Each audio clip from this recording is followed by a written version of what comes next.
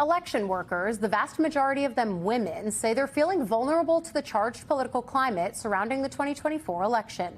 38% of the women staffing the polls say they've experienced threats, harassment, or abuse, fueling the violence, disinformation, and conspiracy theories following the 2020 election.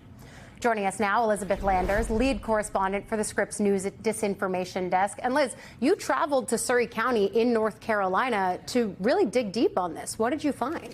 We traveled there back in June to get a sense of how disinformation is impacting election workers, specifically the almost all-female team that heads up Surry County's elections. This is a small county. It's about 70,000 people. It's best known as the birthplace of Andy Griffith, and it's overwhelmingly a red Republican area. It went 75% for the former president in 2020.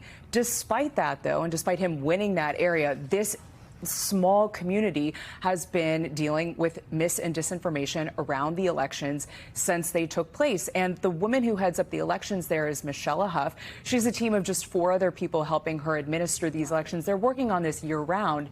She described to us how things have changed since 2020. Take a listen. I was actually in one store in downtown Mount Airy. I was cornered and pressed for 20 minutes.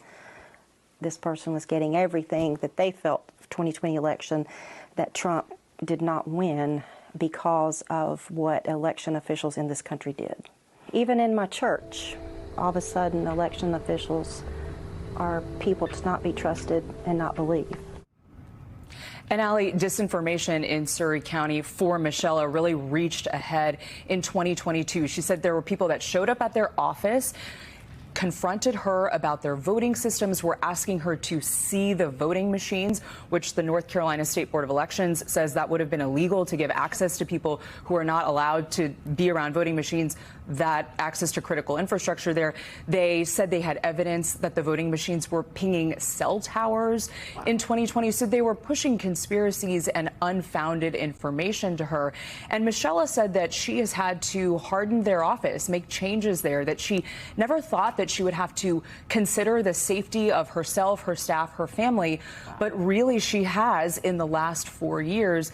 And she is concerned about this in the lead up to the election in November. It makes a lot of sense, especially given the fact that this is a county that went so squarely for Trump, and yet the aspersions and bad faith that he has put upon the election system writ large are clearly even playing out in red counties. So then, given what we saw in 2020, given what she's experiencing in counties like this one, what's being done to protect election workers? And I also imagine that this is impacting the number of people who want to be election workers. Absolutely. The Brennan Center for Justice, who we interviewed for this piece, says that they are losing election workers at sort of an unprecedented rate right now. People just don't want to do this kind of work because of these threats and harassment that they're dealing with. And in addition to that, they're losing the institutional knowledge. It's a lot of minutia that are involved in election administration. Every state in this country has a different way that they administer these elections.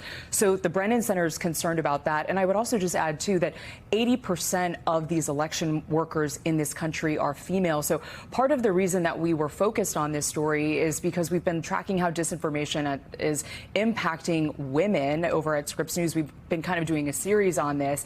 And this is really impacting election workers because so many of them are women across the country. Allie. Really great reporting, Liz. It's going to have a long tail as we go into the 2024 election cycle. Thank you for tracking it, and thank you for bringing it to us.